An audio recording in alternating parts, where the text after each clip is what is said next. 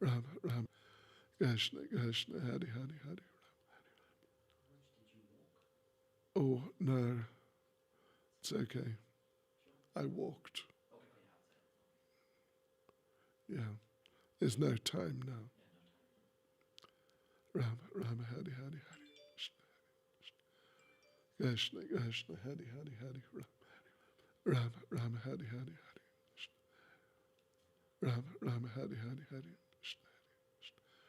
Krishna, Krishna, Hari, Hari, Hari. Rama, Rama, Rama, Hari, Hari, Hari. Krishna, Krishna, Hari, Hari, Hari. Rama, Rama, Hari, Hari, Hari. Rama, Rama, Hari, Hari, Hari. Rama, Rama, Hari, Hari, Hari. Rama, Rama, Hari, Hari, Hari. Rama, Rama, Hari, Hari, Hari. Rama, Rama, Hari, Hari, Hari. Rama, Rama, Hari, Hari, Hari. Rama, Rama, Hari, Hari, Hari.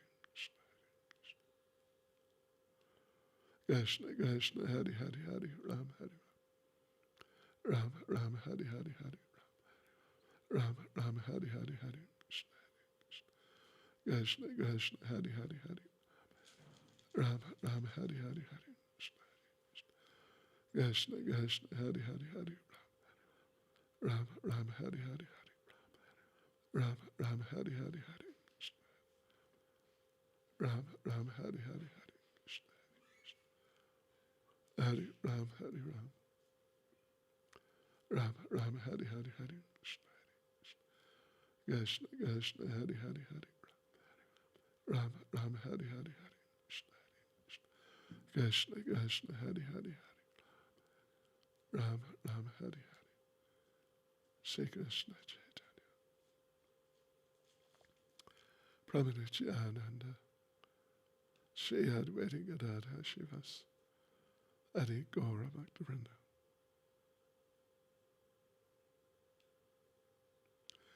Hare Krishna, Hare Krishna. Krishna, Krishna, Hare, Hare, Hare. Rama, Rama, Hare, Hare, Hare.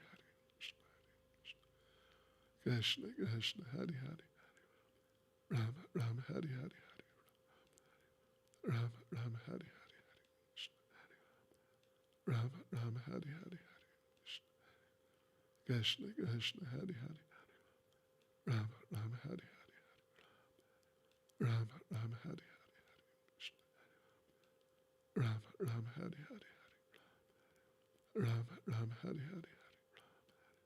Rama, Rama, Hare, Hare, Hare. Rama, Rama, Hare, Hare, Hare. Rama, Rama, Hare, Hare, Hare. Rama, Rama, Hare, Hare, Hare. Rama, Rama, Hare, Hare, Hare. Rama, Rama, Hare, Hare, Hare. Rama, Rama, Hare, Hare. Rama, Rama, Hare, Hare, Hare. Rama, Rama, Hare, Hare, Hare. Rama, Rama, Hare, Hare, Hare. Rama, Rama, Hare, Hare,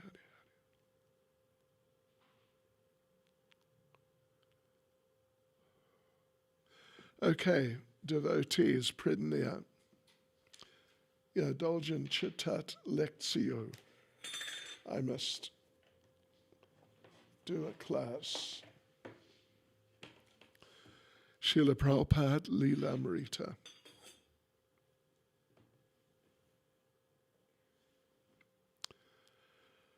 Ha ha.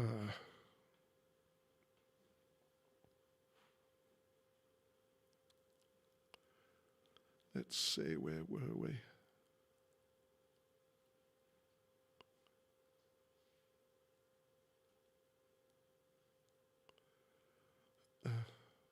Okay. We are, anyway, we're continuing. Nama Om Vishnupadaya Krishna Presta Bhutale Shrimati Bhaktivedanta Swaminiti Namane Namaste Saraswati Deve Gauravani Pracharne Nirvishesha Shunyavadi Pastyachade Shatarne Sri Krishna Chaitanya Pramanityananda Sri Advaita Gadadhara Shivas Adi Gaura Bhaktivinoda. Hare Krishna, Krishna Krishna, Hare Hare, Hare Rama, Rama Rama, Hare Hare. Vanchakalpatarubhyascha kripa sindhubhyevacha patitanam pavanebhyo vaishnavebhyo namo namah. Srila Prabhupada ki jai, Srila Prabhupada-lilamrita ki jai. Gaur Premanandi. Okay.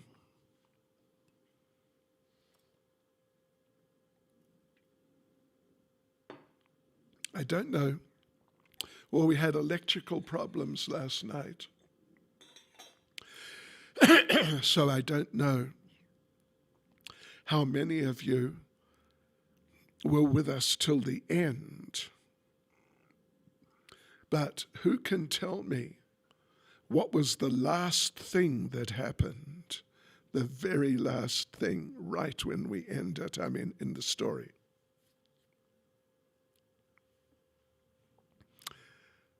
Mrs. Ferber from the bookshop was interested in Indian cuisine, and she told Prabhupada she especially liked samosas. So the next time, Prabhupada brought her a tray of samosas, and she was happy. Okay, so we continue on. Harvey Cohen came often to room 501 to visit the Swami who had so impressed him at Ananda Ashram. Harvey.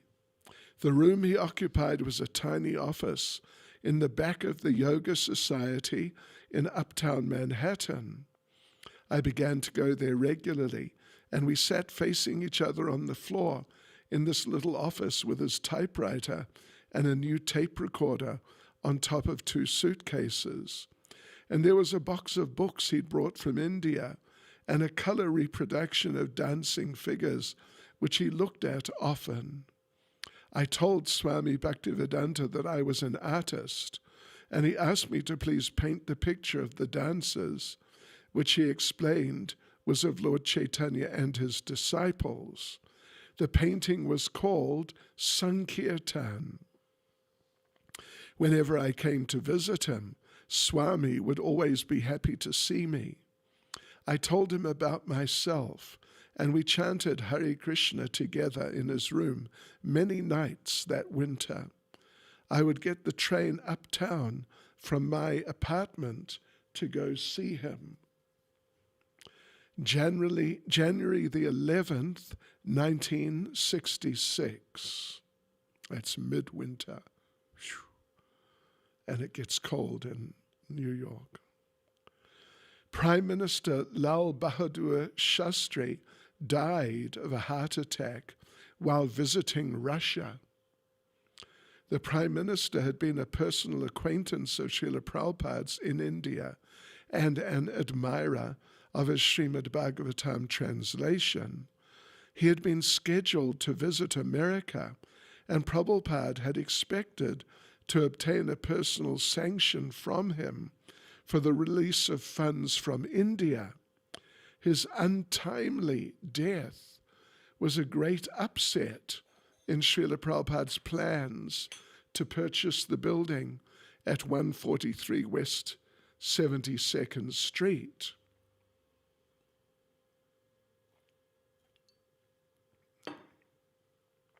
The realtors, the real estate agents, had shown him the building, and he had already mentally designed the interior for deity worship and distribution of prasadam.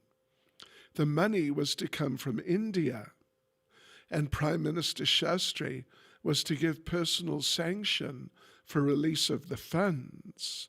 But suddenly that was all changed.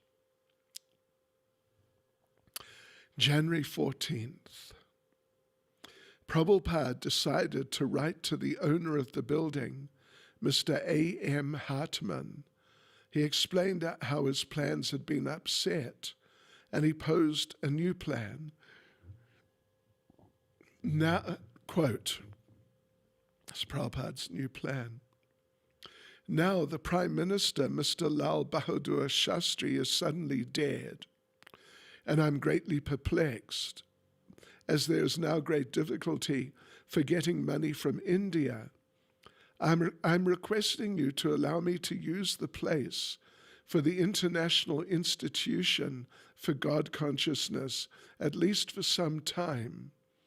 The house is lying vacant for so many days without any use, and I learn it that you are paying the taxes, insurance, and other charges for the house, although you have no income from there.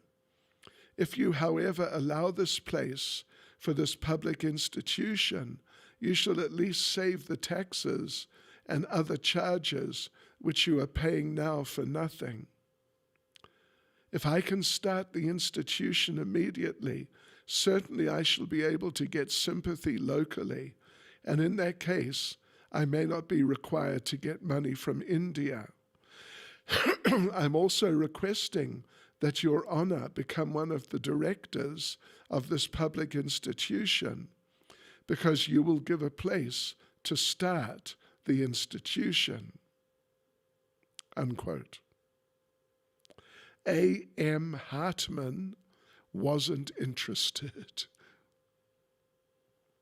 On the same day, he wrote Mr. Hartman, Prabhupada received a letter from Sir Padampat Singhania, the director of the very large JK organization in India. Prabhupada had written Sir Padampatji for financial support, and his reply gave him hope. Not only was the Singhania family fabulously wealthy, but its members were devotees of Lord Krishna. This was the letter from Mr. Singhania. "My dear Swamiji, I've gone through your letter. I'm very glad to note your idea of erecting a Sri Radhakrishna temple in New York. I think the proposal is a good one, but the following are the difficulties. 1, we've got to send foreign exchange for building the temple, for which government sanction is required. Without the government sanction, no money can be sent abroad. If the government of India agrees, then one can think of erecting the temple in New York.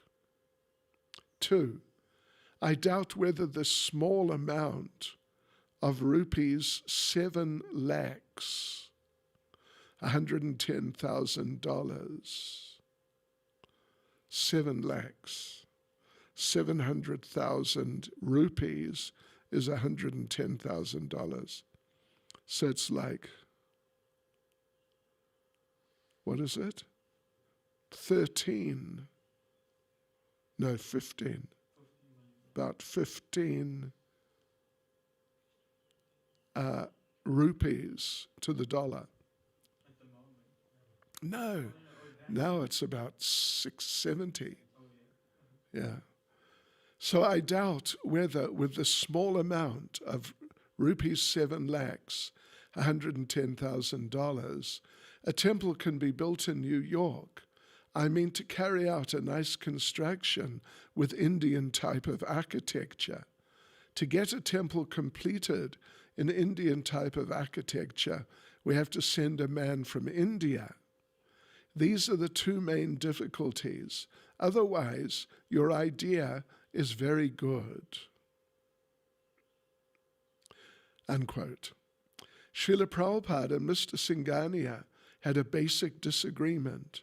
A magnificent Indian temple in New York would cost many millions of dollars to construct. Prabhupada knew, of course, that if Padampat Singhania wanted, he could provide millions of dollars. But then how would they get so much money out of India? Prabhupada therefore again suggested that they spend only 7 lakhs. After purchasing the house, he wrote, we can build another story upon it with a temple dome, chakra, etc. Prabhupada had his own line of reasoning. Lord Dwarkadish, this is what Prabhupada's saying. Lord Dwarkadish exhibited his opulence at Dwarka with 16,000 queens, and it is understood that he built a palace for each and every queen. And the palaces were made with jewels and stones, so that there was no necessity for artificial light in the palaces. So your conception of building a temple of Lord Krishna is an opulence. But we are residents of Vrindavan, and Vrindavan has no palaces like your Dwarka. Vrindavan is full of forests and cows on the bank of the Jamuna, and Lord Krishna in his childhood played the part of a cowherd boy without any royal opulence, as you people, the inhabitants of Dwarka, are accustomed. So when the Dwarka-wallas meet the Vrindavan-wallas, there may be a via medium, unquote. With Sir Padampat's Dwarka-like wealth and Srila Prabhupada's Vrindavan-like devotion, Lord Krishna, the Lord of both Vrindavan and Dwarka, could be properly worshipped. January 21st, he received Bon Maharaj's reply. 2 weeks before, Prabhupada had written to his godbrother, the director of the Institute of Oriental Philosophy in Vrindavan, that he had found a place for a temple in New York and that he wanted to install deities of Radha and Krishna. In his reply, Bon Maharaj quoted price estimates for 14-inch brass deities of Radha Krishna, but he also warned that to begin deity worship would be a heavy responsibility. Srila Prabhupada responded, quote, I think that after the temple is started, some men, even from America, may be available, as I see they have at the Ramakrishna Mission, as well as in so many yoga societies. So I am trying to open a temple here because Srila Prabhupada, Bhaktisiddhanta Saraswati, wanted it, unquote. Prabhupada also requested Bon Maharaj's assistance in getting the government to sanction release of the money he felt Padampat Singhania would donate. He mentioned that he'd carried on an extensive personal correspondence with the Vice President of India, Dr. Radhakrishnan, who was also known to Bon Maharaj. Quote, tell him that it is not an ordinary temple of worship, but an international institution for God consciousness based on the Srimad Bhagavatam.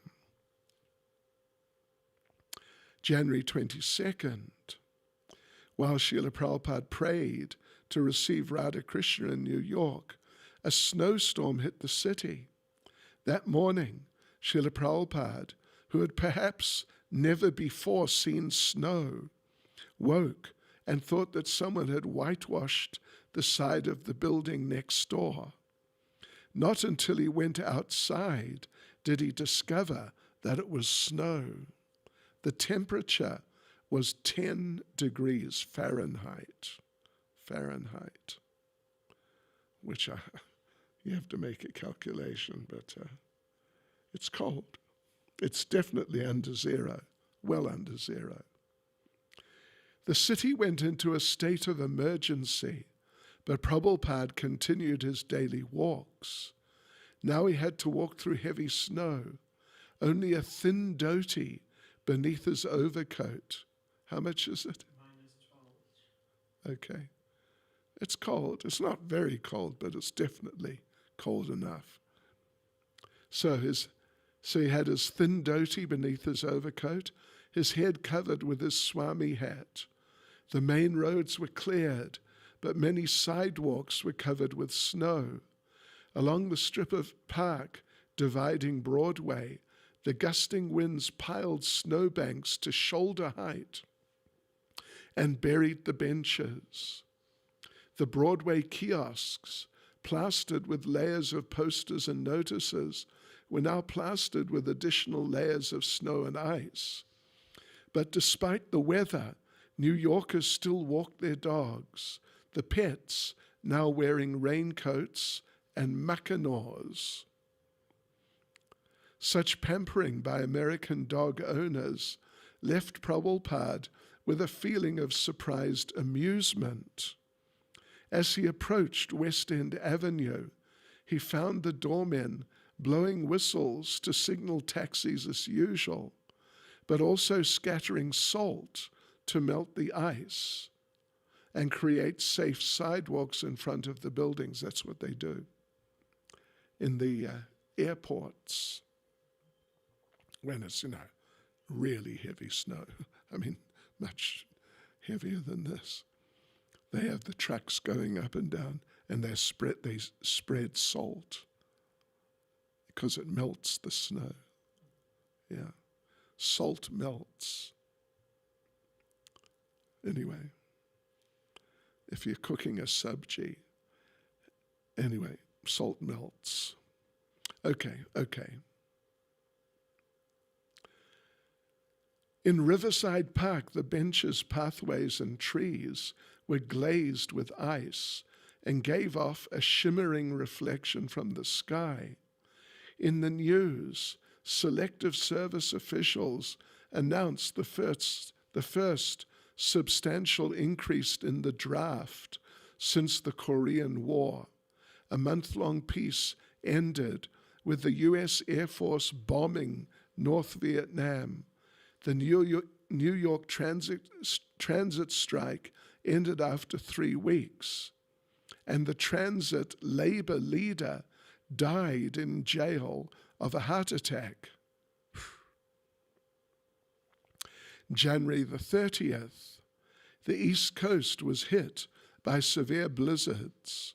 7 inches of snow fell on the city, with winds up to 50 miles an hour. The city of New York offered warm rooms and meals for people living in tenements without heat, blocks of flats with no heat.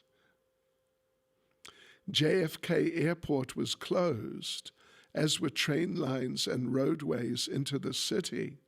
For the second time within 8 days, a state of emergency was declared because of snow.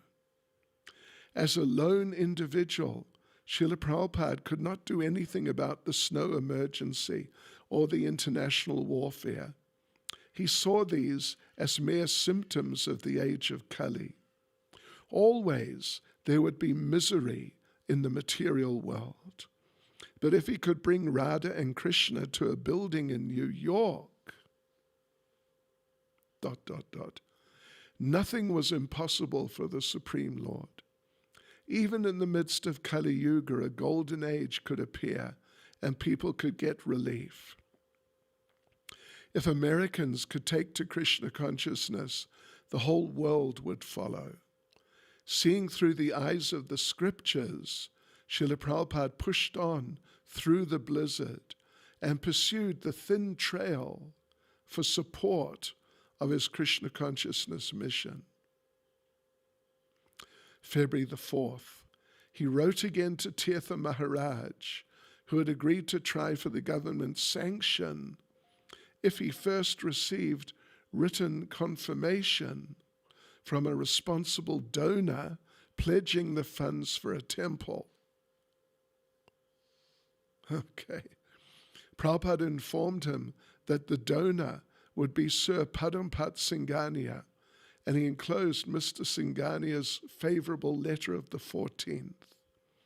Prabhupada reminded his godbrother, quote, Srila Prabhupada Bhaktisiddhanta wanted such temples in foreign cities like New York, London, Tokyo, etc. And I had personal talks with him when I first met him at Ultadanga in 1922. Now here is a chance for me to carry out his transcendental order. I'm just seeking your favor and mercy in making this attempt successful. Unquote. February the 5th. Discouragement came to the plans Srila Prabhupada had formed around the promise of support by Padampat Singhania. the Dwarka Wala wrote to express his dissatisfaction with the 72nd Street building, quote, "I'm afraid that I cannot agree with your suggestion that you should buy a small house and erect something on top of it. Unfortunately, such a kind of proposal will not suit me. The temple must be a small one, but it must be constructed properly. I quite agree that you cannot spend a lot of money at present, but within the amount the government may sanction, you should build something according to the architecture of Indian temples.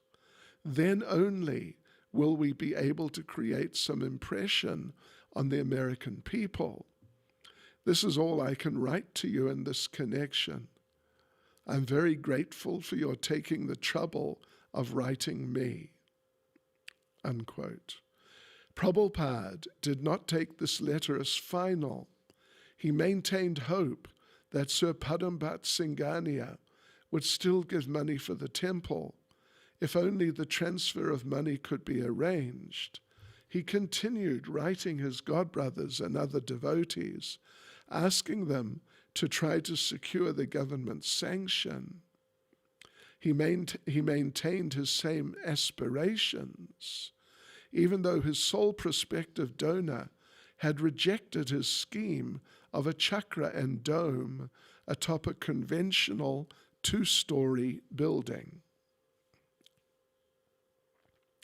February 15th, he moved from room 501 downstairs 2 floors to a room all his own.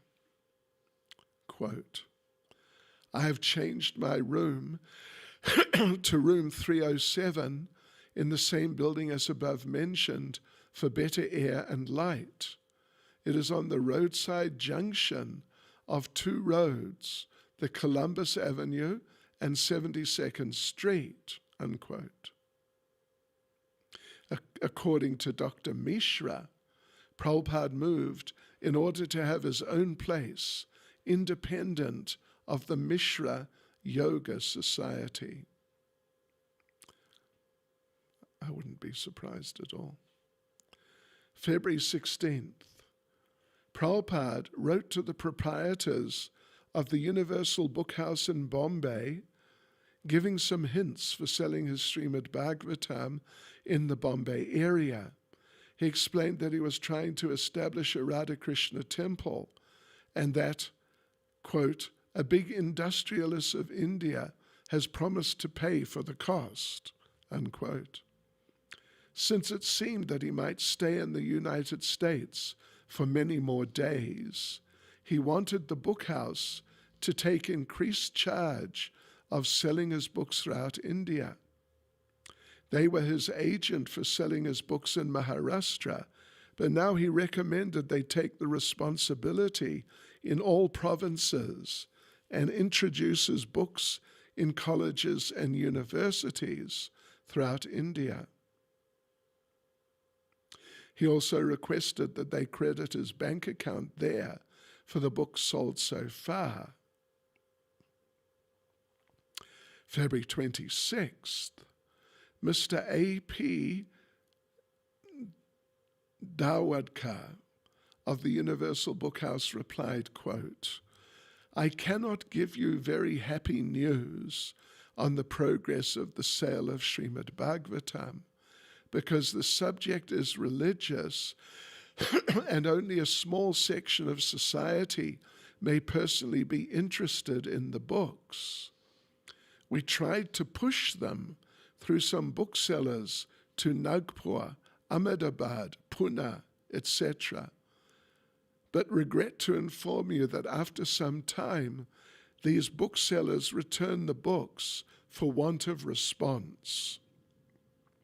As such, we're not only unenthusiastic to agree to your proposal of taking up sales for all India, but we were just thinking of requesting you to nominate some other people in our place to represent your sale program in Maharashtra," unquote.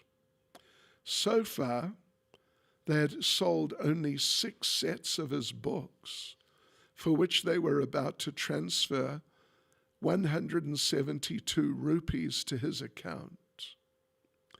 This was hardly encouraging to the author. Again, India was not interested, even in, quote unquote, the land of religion. Religious subjects were only for, quote unquote, a small section of society. March the 4th. Another reverse. On February the 8th, Srila Prabhupada had written to India's new Prime Minister, Indira Gandhi, requesting her to sanction the release of money from India. A reply dated February 25th, New Delhi, came from the Prime Minister's official secretary, Mr. L.K. Garg. Dear Swamiji, the Prime Minister has seen your letter of February the 8th, 1966. She appreciates the spirit which prompted you to carry the spiritual message of Srimad Bhagavad Gita and Srimad Bhagavatam to other countries. Owing to the critical foreign exchange situation which the country is facing, it is greatly regretted that it will not be possible to assist you from here in your plan to set up a Radha Krishna temple, unquote. But Prabhupada had other hopes. After writing to the Prime Minister, he had written again to Tirtha Maharaj, asking him to request Dr. Radhakrishnan to persuade the government to sanction the release of funds. He waited for 1 month. No answer. Apparently his godbrothers felt little obligation toward preaching in America. He had written that he needed encouragement from them to continue in America because it was so expensive. He had explained that he was spending the equivalent of 1,000 rupees a month. Quote, as such, I'm counting every day to receive your favorable replies, unquote. But there was no reply. Prabhupada, just incredible. Determination, just incredible. Unbelievable. March 18th, he wrote again to Sir Padampat Singhania, requesting him to send a man from India to supervise work on the temple in New York, as Mr. Singhania had previously suggested. There is no record of any reply to this request. Prabhupada wrote again to Sumati Muraji, requesting her to please send him a mridanga to accompany his chanting of the Hare Krishna mantra.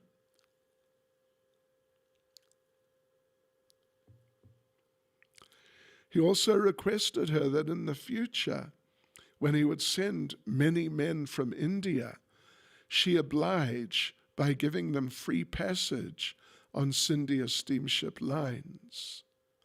No reply. As his financial situation became more urgent and his hopes more strained, his support from India withdrew in silence.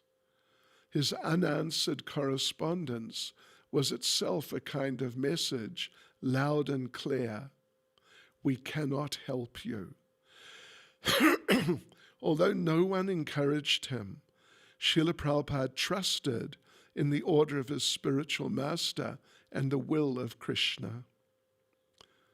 The word from the Prime Minister regarding government sanction had been a definite no, but he had received another extension of his visa. Now his last hope was Sir Padampat Singhania. Prabhupada knew that he was so influential a man in India that if he wanted, he could send the money. He was Prabhupada's final hope. April the 2nd. Mr. Singhania did not reply personally. He had his secretary, Mr. Iswara Iya, write to Prabhupada, thoroughly discouraging his last hopes for purchasing a building in New York. Quote, I regret to write that Sir Padampat-ji is not interested in the scheme of building a Radha Krishna temple in New York at present. In regard to the inquiry contained in the last paragraph of your letter, Sir Padampat-ji duly received your books of Srimad Bhagavatam from your Delhi office. Yours faithfully. Unquote. Seeing him from a distance, a tiny figure walking Manhattan streets and avenues, among many other tiny figures, a foreigner whose visa had almost run out, we come upon only the external appearance of Srila Prabhupada. These days of struggle were real enough and very difficult, but his transcendental consciousness was always predominant.